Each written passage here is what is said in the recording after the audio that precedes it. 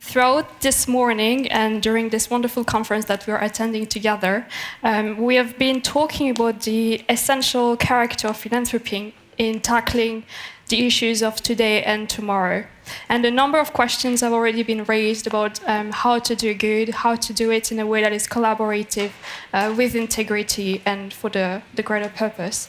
But there is another question that we all believe should be addressed if we want to further promote, boost, and protect philanthropy, and that is, how are we allowed to do good?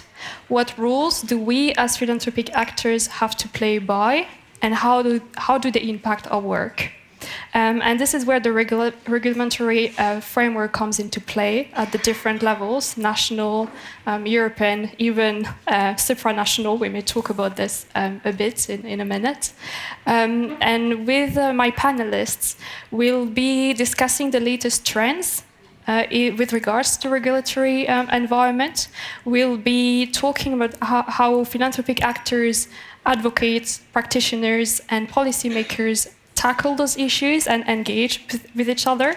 We'll be hearing the first-hand account of a charitable practitioner about how they deal with the rules and limitations put in place. And finally, we'll broaden our scope towards Asia for a more comparative approach. An ambitious program, but we'll start by setting the scene. So here I'm turning towards my wonderful duo of head of policies. So we'll start with you, Pascal. Pascal Van Doom, you are the Secretary General of the Belgian Federation of Philanthropic Foundations. And I would like if you could give us, in a few minutes, an overview of what the current topics with regards to regulatory environment are in Belgium, and how is the Federation addressing them? Yes, thank you. So the Federation is a grouping of a number of foundations, and indeed there are a number of barriers that we have identified. One of the first, there's two big items that I would like to address. There has been in 2019, and you probably know the change in the code for association and enterprises, which had quite an impact on the way that the legal framework for associations and foundations changed. A number of rules, therefore, were made global for association and enterprises, like, for instance, making profit was allowed and is allowed since then. But the number of clarification to how that applies to association and foundation was not really clear. So together with, as a federation of foundation, we turned ourselves to a number of other federations in the field of the nonprofits. So we got together with a number of other actors, federations like the ethics, the Association of Ethics in Fundraising, the Federation of International Associations in Belgium, a number of field actors as well. And we made this coalition, they called the Impact Coalition, where we've been together looking at how this legislation has been impacting us and what the different items are that we should be working on in the coming years. So we made this list of 10 items, and I'll briefly go over a few of them. There's the administrative burden that we all know as foundations and also associations, the different elements that we have to, documents we have to fill, etc. So we're looking at how can we simplify this? How can we bring more, in a digital way, maybe make it more easier for associations and foundations to respond to these obligations. There's also, in terms of transparency, we could be prepared to say, why not submit our accounts to to be more transparent, and let's make that compulsory. That could be something that we could look into, one of the points of the program. But we also want to make sure that we continue and that we're allowed to stimulate generosity, looking at tax incentive, transnational giving. There was, during COVID period, there was this 60% fiscal deductibility that was granted. That was only during that year, so we tried, and we're still trying to see how we could bring that back and make a case that, indeed, if there is this tax incentive, it also helps generosity, and in the end help what we're all here for, to do good and transform the future, be hopeful, and do the good work we all are doing. There's also the legislation of 1823 about street raising that absolutely need to be updated. So those are a number of the points that we have in our program, and we've picked out a few. And one of those is, and it's one that has been very much on and high on the agenda of our coalition. It's the problem with the banks. If there are any bankers in the room, you probably will recognize. Don't put up your hand because I'm not responsible for the consequences. But we received a lot of complaints of associations, foundations coming to our ears through the coalition. Problems like blocked accounts, foundations that couldn't open a new account, bank accounts that were closed. Very worrying in terms of being able to carry out your mission as an organization. So what we've done first is to think together, how could we address this? We've been talking to the Federation, and they actually were aware, obviously, of the problem. Now, what is actually going on, and I think you probably know that this is all due to AML, to the anti-money laundering legislation, which is something that was decided on European level, and I think that my colleague who follows that at European level will tell us more about it. But that has an impact and unintended consequences on the way we are able to work in our foundations.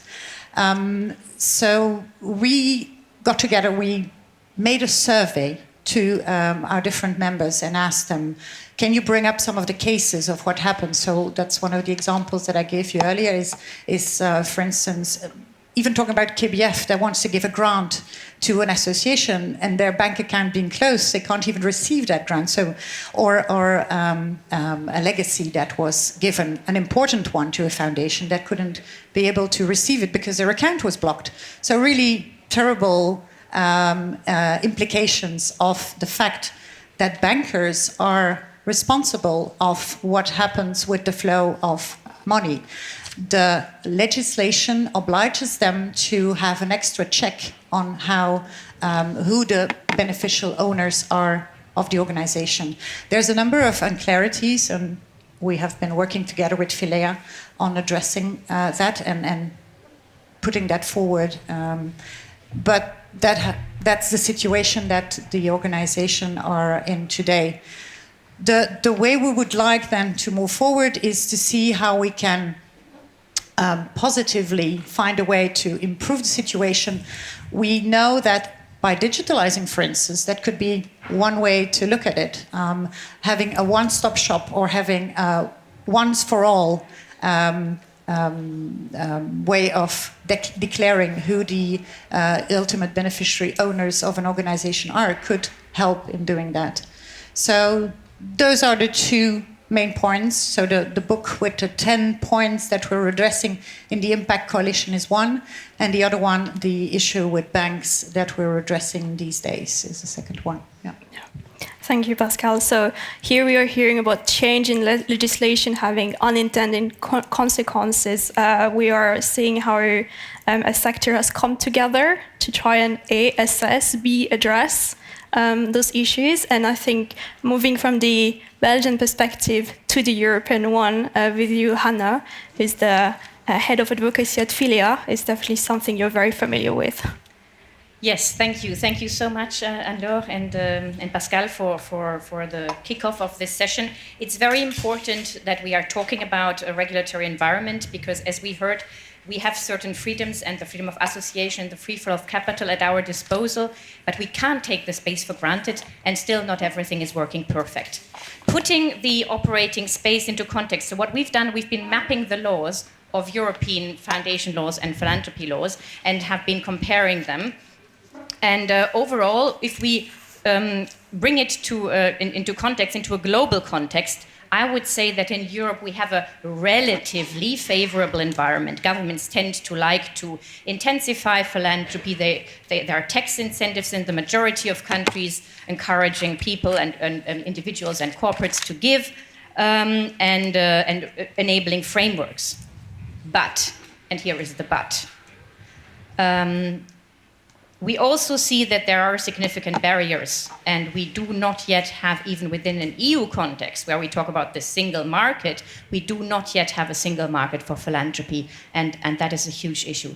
Now, let me take you on a little journey, maybe, just to illustrate a little bit what are the issues, what are the barriers that the sector is facing. So, for example, imagine your government issues a restrictive framework for the foundations or for the associations, and it issues that just ahead of the summer, and you only have 2 weeks to comment. You think this is fiction? No, it has happened. You are a foundation, your organization wants to sign, as a foundation, you want to sign a contract in another country, but before doing that, you even have to register as an organization separately to be able to engage in such a contract. So your legal personality as a foundation is not immediately recognized when you operate in another country. You want to move your seat across border as an organization? You would think that is easily possible. No, it is very complicated. So we heard about stories that a foundation had to wind up and to re-establish in another country because it was not possible to move the seat across border. So this is highly legally uncertain, and it's really difficult to do. Then imagine you're a donor. You want to donate across the border to a public benefit organization in another country. And you are not given a tax incentive just because of the fact that the organization is based in another country. Or it is very, very complicated to get the tax incentive, and the authority dealing with it is just moving your file from one corner to the other, and it takes several months or years even before your case is dealt with. Your foundation, your organization is acting mainly abroad. You are working outside of your country. Your tax status is also put at risk or is denied because of that. You have to register as a foreign-funded organization because you are receiving funding from abroad. Another case. You have to do detailed reporting on all your 500 or 2,000 grantees. That is required by your legislation. And then a negative media campaign starts in your country against foundations philanthropy, and potentially even your organization is raided or your staff is harassed. So unfortunately, these are examples of real cases. So these are not fictitious cases. And what we have done when observing that there are old and new barriers in place, we have as a sector come up with a manifesto with just 4 recommendations, but important ones. And the first one is then for policymakers to engage with the sector, to recognize the sector, but also to engage in a dialogue, what we call civil dialogue. So to include us also when legislation is drafted and have a process for doing that. Then to facilitate cross-border philanthropy, ensure that there is a better implementation of the non-discrimination principle with regards to taxation, and that our organizations can also move freely across border, that they can merge across border, and that there is an overall favorable environment for cross-border philanthropy. Another element is that protect and enable the operating space for philanthropy. So there is also a role, and the EU has in effect also acted when there were infringements of national laws with EU law. So in the case of Hungary, for example, there were infringement procedures launched because the law that in Hungary was enacted was against the EU law. So the European Commission started an infringement procedure because a complaint was made. So this is a call also on the EU policymakers and also on the national policymakers to protect and enable the space. And a final call in our manifesto is to consider co-granting, co-investing also with the philanthropy sector. So that's something we also heard this morning, that there's more collaboration going on between different actors, between the philanthropy actors, the public actors, policymakers, and also with sometimes the businesses involved. So the societal issues are of such a stage that they are cross-border. They are not national, they are not regional, they are not local. They are, of course, local, but they need to come for different actors to come together and for actors to also be able to act across border and come with different resources, financial expertise. And we need to find new ways of addressing the societal issues if we really want to make a difference. Now, I think I was also asked to address briefly what is currently in the pipeline. So, of course, we had our great manifesto, and this is something we've been advocating for. And luckily, we saw also good policy made at the EU level. We have been celebrating the Social Economy Action Plan, and I think that Brigitte, you will talk more about that. But there will be council recommendations on social economy. There will be guidelines on cross-border philanthropy, and there will be a European legislative forum, as we just heard by Kerstin Jorna in another session, to contribute to creating a single market for philanthropy. So all these are really important news. And there's also something in the making which is exactly addressing this co-financing, co-granting idea. Under the current InvestEU, there is now the desire to create a co-investment facility for philanthropy, where philanthropy funding can be blending in with public money, also to address societal issues in a more effective way. Yeah. Then we have also seen council recommendations on civic space, which were published recently. And that's also a very important sign for recognition for civic and civil society space, including philanthropy space. So there is a clear recognition of the EU policymakers to see that there is a sector and a space potentially at threat in occasions that also needs recognition and strengthening. We do also have, unfortunately, policy developed at EU level or international level which has unintended consequences on our sector. And Pascal outlined this issue of money laundering, terrorism financing policy, which is, of course, well-intended. But the problem is that the regulation is sometimes done in a way that it puts significant barriers on our sector as an unintended consequence. And there is right now a money laundering package on the table, and we have been advocating for clarification of this famous beneficial ownership concept, how it should be applied to our sector, and who would then be potentially beneficial owners of public benefit organizations. As you know, our sector benefits the general public. So we don't really have such beneficial owners or those who benefit financially from the organization. And hence, it's very difficult how this concept should be applied. So we've been calling for a clarification that in those cases it could be the one taking the decisions in the organization who could be listed in this context. And we would be very appreciative if that could still be clarified. So there are chances because the proposal is now getting into the trial or consultation, and we're trying to get a foot into that door for this change to happen. Then also there's the Financial Action Task Force. We're talking about global policymakers. They are the key drivers of money laundering, terrorism financing policy. And we have as a sector also engaged in a systematic way with this global policy setter to ensure that the policy that is developed with good intentions to fight money laundering, terrorism financing is actually risk-based, proportionate, and fit for purpose, and doesn't unduly restrict our sector, because we've seen a lot of governments just using also this policy as a hook to close down on a sector that they potentially do not really like to see very active in their countries. There is also the EU Democracy Action plan right now, Defense of Democracy. And there are some discussions also which we observe right now about issuing some measures to protect democracy from foreign covert interference. And that is something where potentially there is the intention to put more transparency on foreign public funding coming into the EU.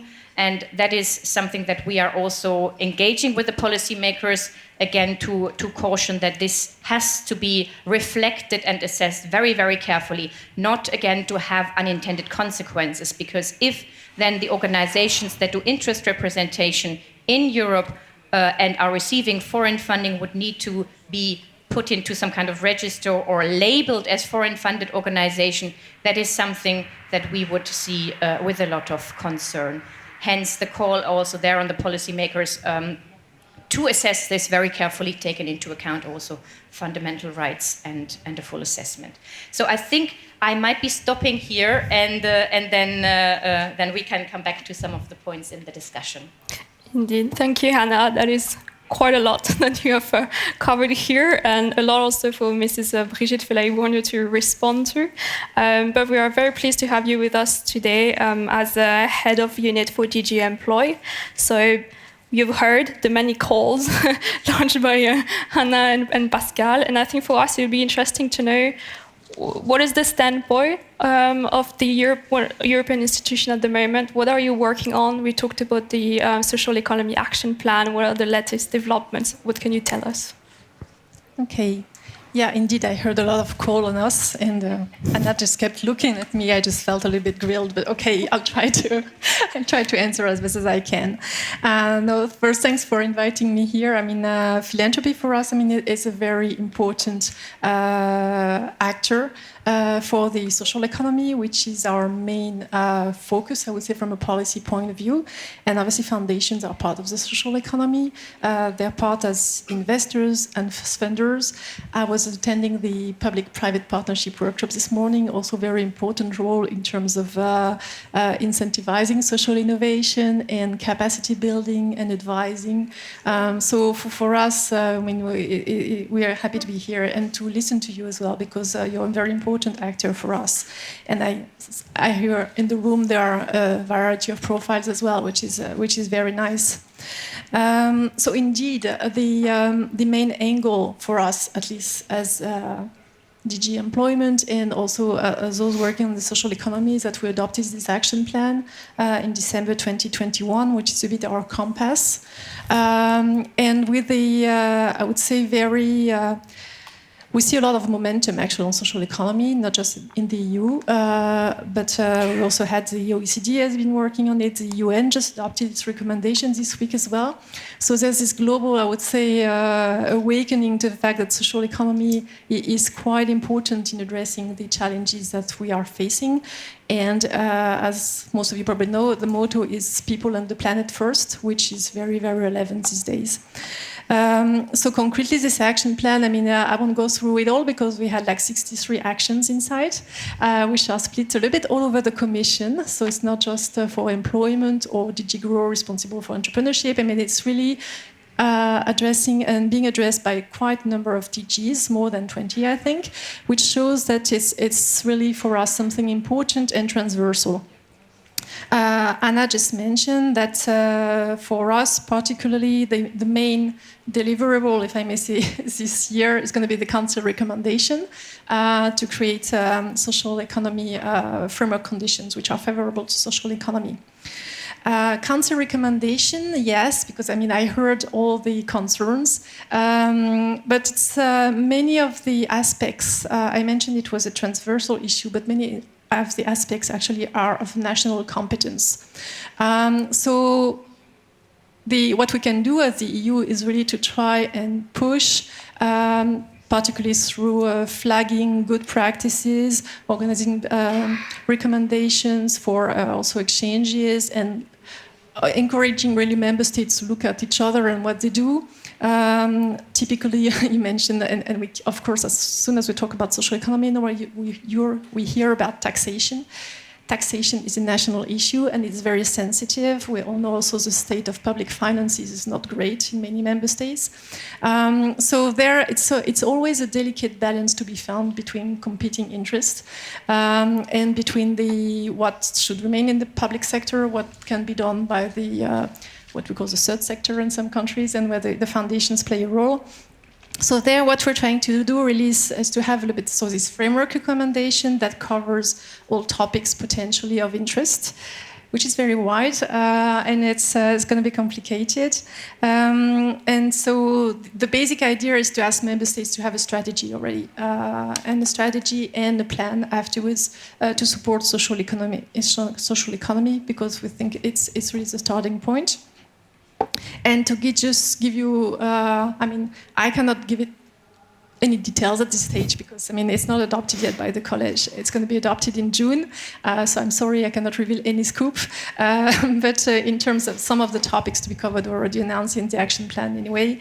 So this is public, so it's going to be access to markets, which is important, access to funding, which is key, public procurement, state aid, taxation. So we'll try to come up with some useful recommendations, and also encourage member states to have an administrative setup that is also conducive to maybe more transparency and user-friendliness for the actors of the sector. So basically, like they have a place or a person coordinating, so you know whom to turn to in case of problem. And overall, so give more prominence to the social economy in member states. So that's on our side directly the main contribution which we are working right now. But as Anna already mentioned, there will be several other documents coming out at the same time, notably two mapping exercises on the taxation side, which I think are quite expected, and to see what exists, what is the taxation frameworks in various member states. And also, when I said it's always a balancing act, which is delicate, the main striking point when you look across Europe is the diversity of the sector. It's richness, but it's also its complexity, that we have so many possible legal statuses, and then taxation regimes are not the same, the sectors covered are not the same, support to employment is also, all of those are different. So the idea is first to try and maybe better understand the sector, which will help us try to then create a framework that makes sense. So in the field of taxation, we will expect two documents about what exists in terms of taxation frameworks, and also there have been discussions on the non-discriminatory taxation across countries. And there's an EU case law, so we hope those papers will help to clarify the situation for you. Then DJ Grow, and indeed Mrs. Oyona was taking part in a workshop this morning, is also working on a legislative framework from a single market perspective, so I hear it's quite expected there, to facilitate cross-border activities of associations. Here, maybe to have a positive note, actually we do consult a lot at the EU level. So I think we heard clearly a number of complaints that come back and back again. And so trying to address them doesn't mean that we have a magic wand to solve everything, and especially not in the short term. But at least, I can reassure you that we're listening, and we're trying to push in the right direction.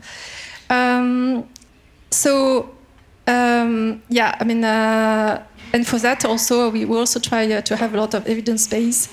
Maybe that's something that was a bit surprising to me during the workshop I attended this morning, that philanthropy, when there's added value, was considered to be the fact that it gives independent evaluation, which is not available in national governments. So I'm not surprised that you give it independent evaluation. I was more surprised that it should not be available in national governments.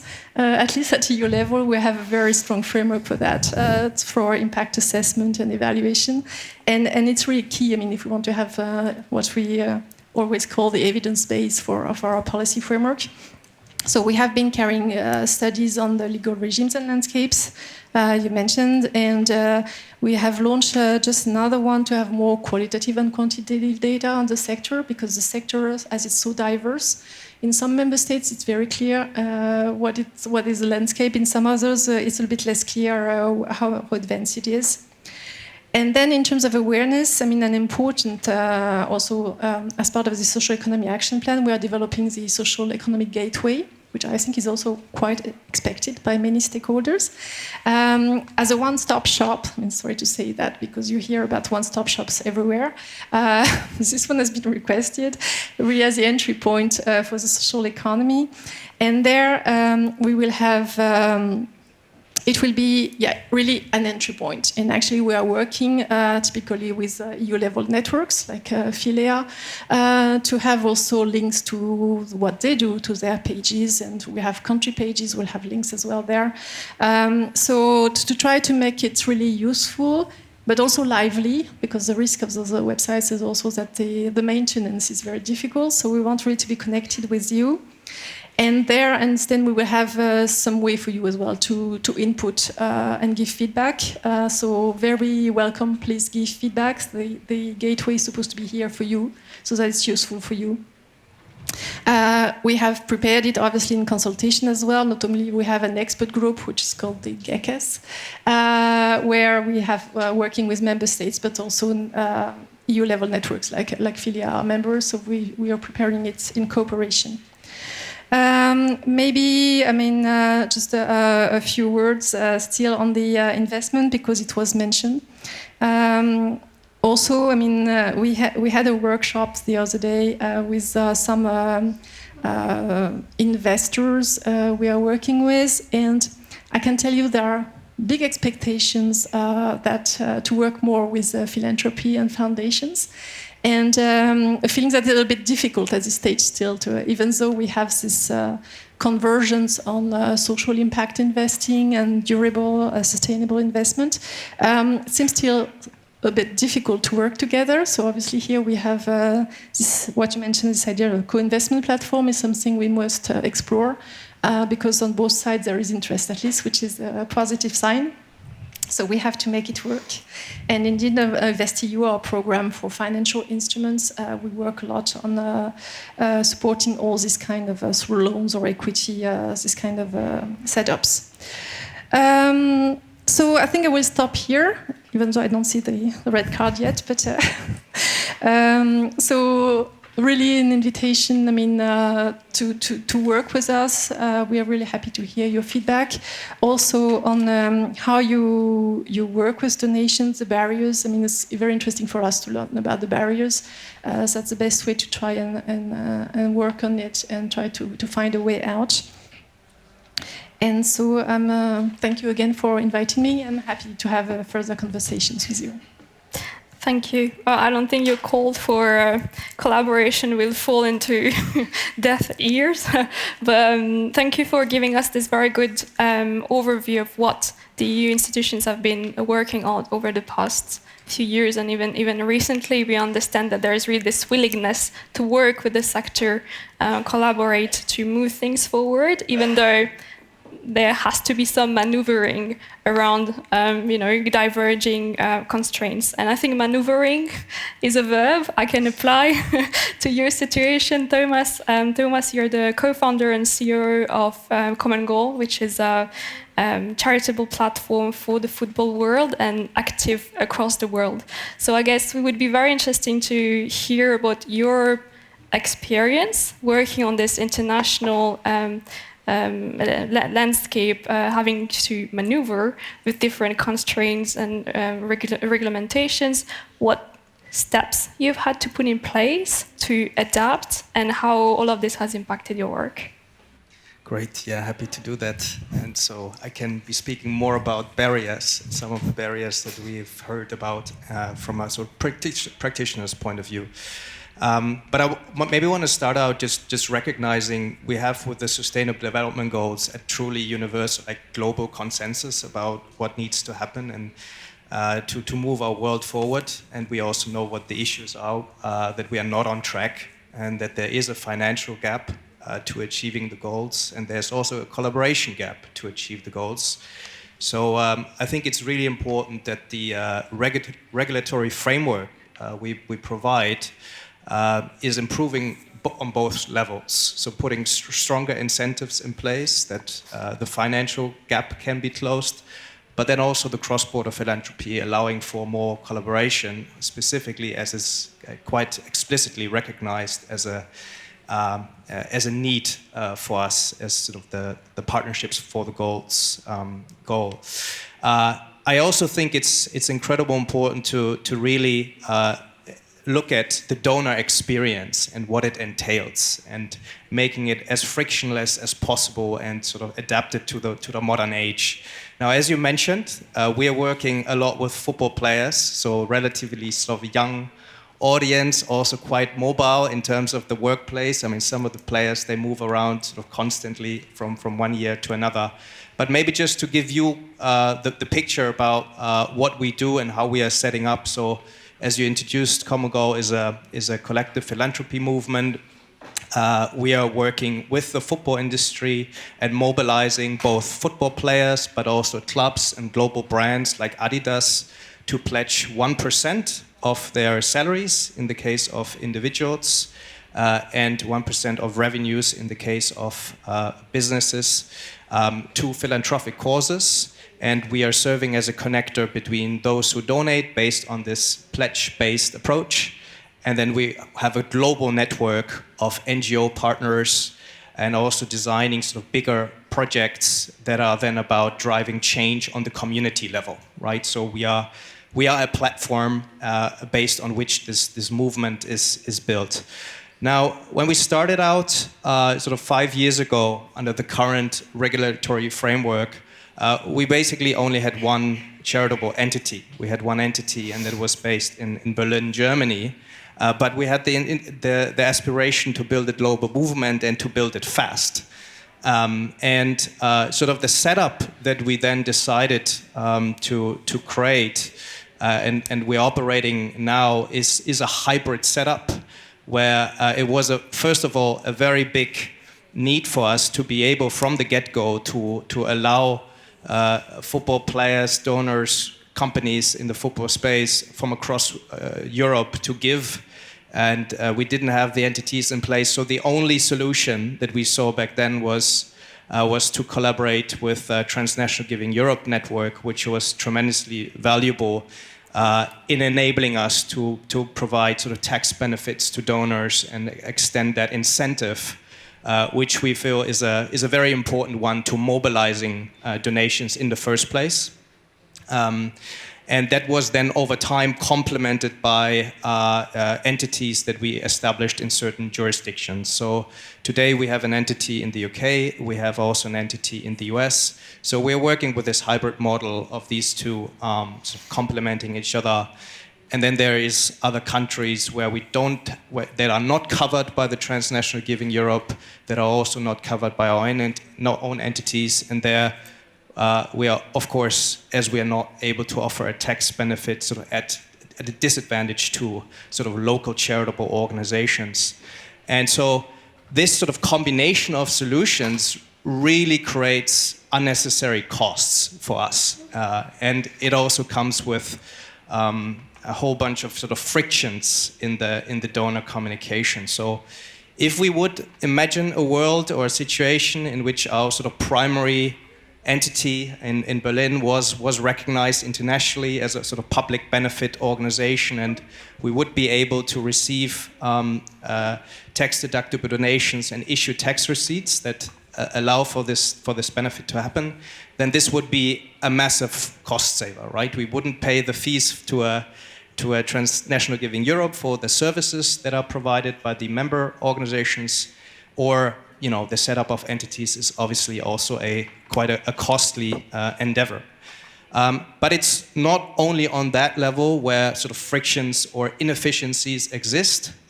If we are, for example, putting ourselves in the position of an individual donor who is, let's say, a football player who throughout his 10-year, 15-year career is moving to different countries, the requirements, the information requirements, what's needed for you to qualify for a tax-deductible gift, they vary, right? So in some instances, like Spain, for example, there is then an ID card, copy of an ID card required, and another sort of critical information in order for the tax benefit to be extended. So as they move around every year with our pledge-based movement, we have to then give them different instructions, different informations on what they need to do in order to qualify for this tax benefit. So the more this can be standardized, the more this can be harmonized, the better. I would also like to sort of just acknowledge we are living now in the digital age. We are a lot in touch with sort of people in their 20s, in their 30s, and sort of there's probably a different kind of expectation when it comes to also to speed and immediate sort of flow of information. So when I'm making a charitable gift today, and I actually do provide all the information required to qualify for a tax benefit, I think in some countries still it's not allowed or sufficient to provide a digital tax receipt, right? You need an actual physical copy to be sent, and there's a lot of things that can go wrong in between. So being able to provide a sort of more immediate response and feedback to a donor, that in and of itself would be already a big improvement and something that we hope we will see more and more, but I think there's also progress happening exactly on that level. So maybe I stop there for the time being. I think in the US, the latter part, sort of the immediate feedback, that the digital tax receipts, that's a little bit more advanced. So we hope to see sort of just generally a more harmonized, standardized approach to be able to really mobilize organizations like us, to help organizations like us mobilize philanthropic capital much more efficiency than that's currently the case. Thank you, Thomas. So here again we have this call for standardization, harmonization, all of this in order to help you open your scope of activity and your operating space.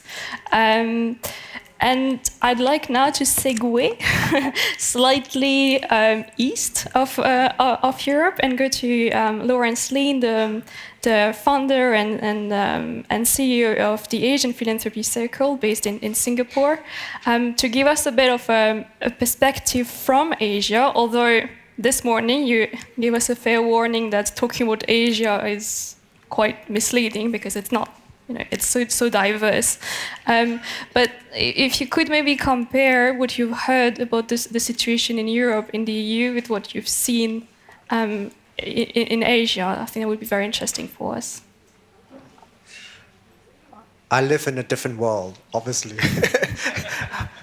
I think you have first world problems, I've got third world problems. So I'd much rather live in your world, so things are not so bad.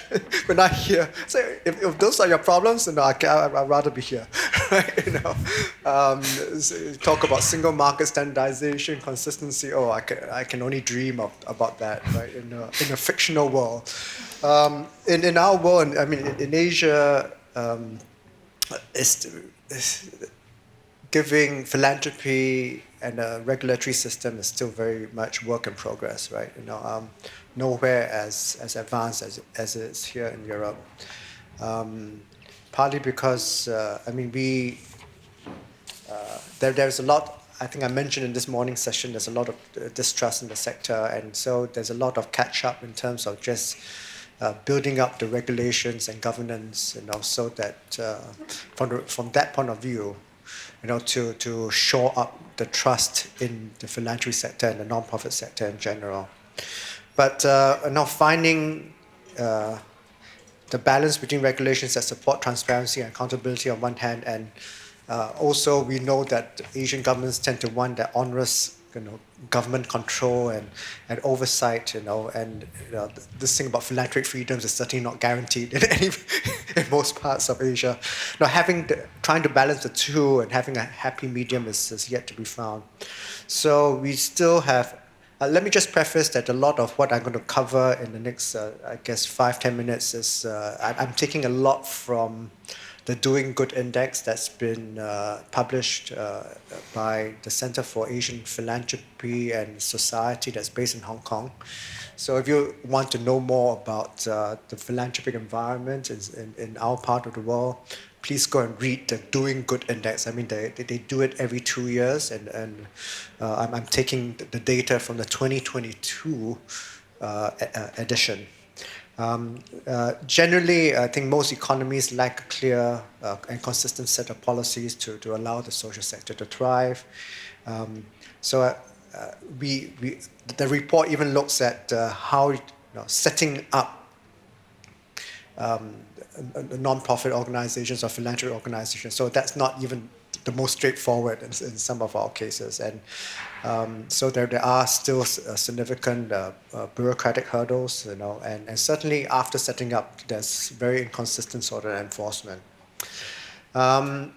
Generally, what has really changed in the last couple of years is that the receipt of foreign funding in more than half of the economies in Asia has been more difficult. There's 17 countries in the Doing Good Index, and 8 actually required approvals and clearances for foreign fundraising, up from 6 in 2020. And 9 restrict the flow of funds across the border. And this is particularly concerning for low and middle income countries where foreign funding has previously actually continued to be an important source of income. So the restrictions will include like government approval for receiving international funding, the capping the amount of foreign funding that entities are allowed to receive, and where they're deployed. And on average, I think it takes about 6 months to obtain the necessary clearances. In countries like, the restrictions have been in some of the biggest countries, in India, in China, in Vietnam, and entities have had to close. I know of entities having to close in India and Vietnam because of the new laws coming into place. Yes, there's a lot more focus on regulatory oversight on cross-border giving, to prevent money laundering and counter terrorist financing. But actually, to me, a lot of it is about being wary of foreign influence. So they see foreign funding as particularly from the West, although it's not targeted at the end of the day from the West, as a channel for unwanted foreign influence and a threat to political stability. About 40% of organizations actually receive some form of foreign funding in the survey, and as I mentioned, that's under threat because they have to, as a result, they have to scale back operations and increasingly turn to domestic donors. More economies are placing actually restrictions also on sending donations abroad. So in 2022, 9 economies covered in the index actually restricted capital from going beyond their borders, up from 6 in 2020. In some cases, like in Singapore, new laws came into place, and I know a lot about Singapore. I can talk about Singapore in my sleep, but we recognize it's only a small country. They had new laws in place in 2020 but from Singapore's perspective, a lot of it's focused on anti-money laundering and terrorist financing and pressures from FATF and so on. We have to get regulatory approval. We have to get a fundraising permit, essentially, from the government to be able to raise funds. And you can't even do public fundraising. It's private fundraising to send money abroad. Things like even getting every single grantee approved, is in place. Reporting requirements and governance rules, and certainly ensure accountability and transparency, but they also definitely add a lot of administrative burdens.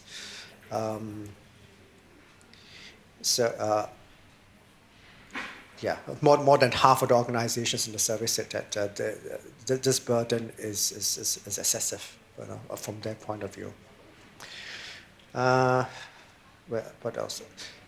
Governments are engaging the social sector in policy consultations, but again, this is not the norm. It's still very, very sporadic. Enforcement is also key when it comes to accountability, but again, most organizations say, 41% say that authorities never or rarely enforce laws. So that's a kind of a missed opportunity for governments. Of course, enforcement of laws will be highest in countries like China, Philippines, Singapore, and Taiwan. And these also are the countries that have got a stronger trust in the non-profit sector at this point in time. China, let me say a bit about the two largest countries, 1.4 billion people each.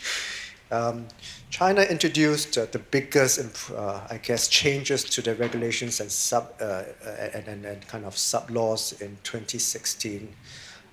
Both were in place both put in place accountability and transparency measures. So I would say that it is clearer for non-profit organizations now. And it did, I would say, boost domestic social sector activity and philanthropy, but it really restricted the flow of international funds into China. In India, again, I think it's something that the focus was on the amendments to what they call the Foreign Contribution Regulation Act, FCRA, in 2010. This was amended in 2020, in September 2020. And they put a complete ban on regranting, which was possible before, and also restrictions on they made a lot of entities renew their certification to receive foreign funding, and in the process, many lost their certification, their license. So again, in a place like that, domestic fundraising has, both China and India, domestic fundraising has increased tremendously. India, of course, I mentioned the 2% profit. Well, big companies have to contribute 2% to the charity sector. That's part of the CSR law. You will see typically double-digit growth in philanthropic dollars, coming from corporations or from private individuals in India, and then pretty much in China too. But the foreign fundraising as a percentage of total giving has dropped in both countries.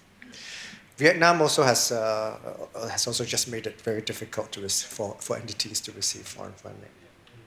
In terms of tax, and I'll just finish up with tax and fiscal policy. Of course, we know that the signaling effect of tax incentives, although I think surveys have shown that tax doesn't really figure very highly on people's list of motivators, because you just assume that you're not going to get very much of it, right? On paper, all the economies, except one, Cambodia, all the economies offer tax deductions for philanthropic dollars by corporates and by individuals. And the rates vary quite widely from 0% to 250%. You heard right, 250% in Singapore is a complete outlier. But the income eligible for deduction is from 5% to 35%, in terms of how much income is eligible for the deduction. All this is on paper, but in reality, very few entities in many of these countries can get the tax deduction. In some, in particularly the lower income countries like Indonesia, Philippines, you have to go through that certification process that only the largest foundations and charities can get, because it's very onerous. Indonesia, they only restrict it to certain sectors and very, very narrow areas, and it's very hard to get to. So on paper, yes, it is there, but people just don't assume that you're going to be able to get much tax back. And certainly cross-border tax incentives I think apart from Hong Kong, I'm not sure of any other country that allows it in Asia. Singapore has only just started to look at and started to introduce very, very narrowly tax deduction for giving overseas. But again, people don't look at tax incentives to give. Singapore and Hong Kong both desire to be philanthropic hubs within Asia. And you give because you know that your dollar just goes that much further, in a country like India or Indonesia than in your own country like Singapore or Hong Kong. The future would be hopefully more use of intermediaries, that can help increase the level of trust, so that governments do not have to regulate the same way for all institutions and all organizations. That there could be some trusted intermediaries that you could work with and be lighter touch. Singapore has over the years become a little bit more progressive, I think, in regulation. In the non-profit sector already, I mean, they do ban charities according to the size of charities, and they have a code of governance that is different for different sizes of charities, so that you don't have onerous burdens on the smaller ones. Hopefully with philanthropic organizations, they would do the same. They haven't done that yet. So they can have lighter touch on those and maybe whitelist those entities that have got a much stronger track record. But as I mentioned, I mean, I can only dream of the things that you're talking about. Yeah, and I would say actually on the whole, from the regulation point of view, it's a bit more negative, over the last couple of years than positive in Asia. Thank you. Thank you, Lawrence. That's indeed a very different picture you're giving us than what we have been talking about till now with the EU, with Europe. But still very interesting, because it's better to see how green the grass is where you are and understand what you're working from. We have a bit of time to ask questions with our panelists to maybe elaborate on some of the points that were discussed. So first I'd like to start with you, Thomas. I like to see, having listened to all of the other panelists and being here the only practitioner organization on the panel, what would be the key point, the immediate key points you'd like to be seen picked up? Because there is so much to do to promote and the sector. But for you, what would be the things we have to do right now? Yeah, I think realizing that single market for philanthropy would be sort of quite high up on that list of priorities. Knowing that there is already some progress made, but in the practical day-to-day of organizations like ours, we are not there yet. And I think we want to make sure that we are going all the way with this.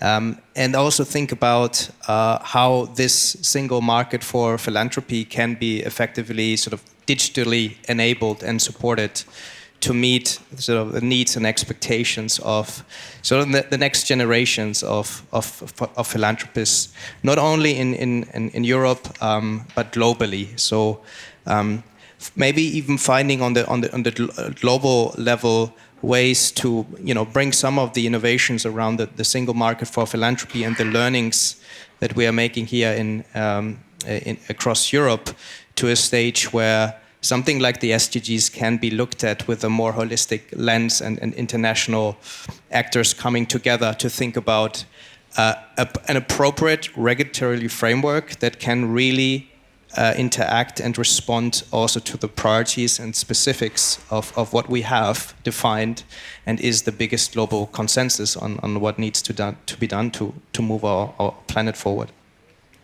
Thank you. Hannah, Pascal, a question for you both. From your advocacy actors' perspective, what can be done now to move forward and support the philanthropy sector in its growth? What would be the best strategy? What crucial point do we need to tackle? Yeah, I think in a European context, it is true that we have the Treaty of the Functioning of the EU, which gives us a lot of hook at hand. and that privileges us compared to other parts of the world, because we do have a hook there. We do have hooks to also enforce it through infringement procedures. So that is a tool that we need to use. And we need to make sure that the very good work that is going on with the Social Economy Action Plan, with the ambition to really promote and boost social economy foundations and philanthropy, that this is picked up, and that the call that will be coming through the council recommendations will also be implemented then at the national level. So there is a lot of work then to be done following this call to make sure that it gets implemented. And we cannot take our space for granted. I mean, okay, the picture looks comparably safe here, but we have seen cases where foreign funding restrictions have been introduced, where governments have been quite unfriendly towards our sector. So it is something that we have to defend, we have to protect, and we have to engage around this to ensure that we ultimately get to a single market for public good with our safeguards fully in place. And then at the global level, having heard what you've told us about the Asian situation, and that's also something we have to also engage as a sector at the global level. So we have started some work at the UN level together with the Charities Aid Foundation and with Wings and Philea, and so that we are working on some guiding principles. Also, there is a UN Special Rapporteur on freedom of association who is willing to potentially issue some guidance in our direction. We heard about the UN social economy, recognition also of the social economy and foundations there. So the global policymakers are also picking up on us as a sector to be recognized. And that's something that we have to further promote and make it action-oriented, and see that these principles are then also implemented and followed up on. And our engagement with the Financial Action Task Force has been very successful in also engaging with them, creating a dialogue, making sure that our sector is heard. So we need to showcase that we are a sector that has, of course, regulation in place, and that also has self-regulation in place to ensure transparency, accountability, and that trust can be built. And there also, again, in a global context, we have double tax treaties where member states are willing to grant each other cross-border tax effective given. So countries are willing to do it on a bilateral basis. They are not potentially yet willing to do it in a multilateral basis. But it is a starting point. We have to make a case that it's the interest of governments also to consider cross-border philanthropy as something to promote and to support, and not to put additional barriers on it. Because there's always a gaining also if it's a cross-border. We will live in a global world, so philanthropy should be able to float across border to really be able to address the societal issues, and to enable that we have a planet for people, a society that works for people and the planet. Thank you, Hannah. That's a whole lot from a European perspective. I'm very happy that I can actually work quite often with Hannah and the Philea team and get some inspiration on all the different areas that we need to safeguard. Because indeed, when we hear Lawrence, we're pretty lucky in the state where we are in our first world problems that we have, which doesn't mean that we need to safeguard all the issues. So if we look at what we have on our table today is the issues with anti-money laundering and how that impacts us. So we listen to our members and see how we can move that forward, working together with the right partners, with the political decision makers, and looking at how we can improve that in a positive way. That's the thing we need to do. On the other hand, obviously looking at all the different impacts that come from European level, which impacts the work we do. And then we're actually very much happy that because these are flagged through Philea, we can support that at national level and send it through to our national governments, some of the calls that have been made for democracy, safeguarding of democracy, for the clarification for UBO, where we then move locally and try to safeguard that space. So those are a bit the items we're looking into. Thank you. Talking about policymakers, Brigitte, maybe if you could give us how you see the future prospects for Europe from your own perspective. What are we looking at in terms of evolution for the sector? Okay, maybe having listened to Laurence, I could say now I can go on vacation. It's fine. We can take a break. No, more seriously, I think as I mentioned earlier, we really see a momentum now in favor of the sector and its potential in view of all these challenges we are facing. So that's something we certainly want to exploit and carry on working. Also, listening to Laurence, I mean, even though they probably were more advanced, but from the survey you mentioned, this index, I hear that the concerns are the same, more or less. So it's more a matter of advancement, but the concerns are the same. And maybe Europe is small now, worldwide, but at least, we are together and in a single market, which still needs to be further developed. But I think it's really our strength, and that's where we should play, really.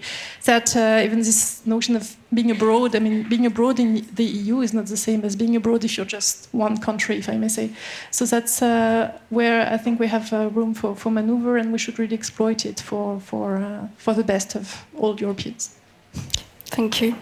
Laurence, the last word maybe. So we have heard all of these news projects, development issues in Europe. Working yourself with philanthropists among your circle, what are they looking for in terms of what are the regulatory concerns that they are most dismayed by and the ones that they would wish to tackle first?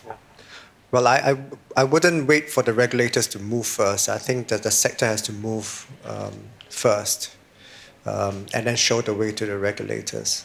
I mentioned in the morning about how we can come together to set standards, to self-regulate, professionalize. It is frustrating. As a funder of cross-border initiatives, that I have to spend so much time, and my staff to understand the laws of each country, which are so different from the next country. And imagine if we want to give money to 20 countries, we have 20 sets of laws to understand, right? And if you are a non-profit operating in 20 markets, say in Asia, you also have the same issues. So I think we have to build these networks to start aligning sector practices and policies, for that consistent sort of self-regulation, professionalization, and to show the way, in terms of what smart regulation can look like. I think we need to put out a lot more white papers, to governments and invest in frameworks that can guide, policy making, so that when we can get them to move in tandem, right? And that can only be done by a lot of partnership and collaboration. The different stakeholders have to come together and we have to convene. And lastly, I wish that the cross-border flow of funds has been really disappointing. In terms of, particularly as sitting in Singapore, where there's a lot of desire to do more outside. That really has a chilling effect, and we hope to work with the respective governments to see how we can increase put it positively, to increase the opportunity for us to play a much bigger role in that development. Okay, thank you. One last word from each of you as we leave this room in about 2 minutes. If there is one thing we should take away with us, what will it be? So starting from you, Laurence, and then going back to me. I guess the word would be collaborate. We have to work together as a sector to, as I mentioned, develop those policies and tools, to increase the trust and accountability of the sector. Without the onerous sort of bureaucratic hurdles, administrative nightmare that we want. That's excessive, right? That causes administrative burden. So, collaboration. that might be the theme of the day today. Yeah. I can only second also what Hannah said earlier, so recognizing that the biggest challenges are global challenges, and we want to make sure that the philanthropic capital flows are designed for the nature of this challenge, and that should be sort of a guiding principle for the design of future or the evolution of regulatory frameworks. Okay. I don't know. I think what strikes me somehow we are aligned on the objectives, and I think that's probably something very key if we want to move ahead. Like the saying goes, when there's a will, there's a way. So probably it's a good start that we are more or less aligned on the objectives, at least on the long-term ones.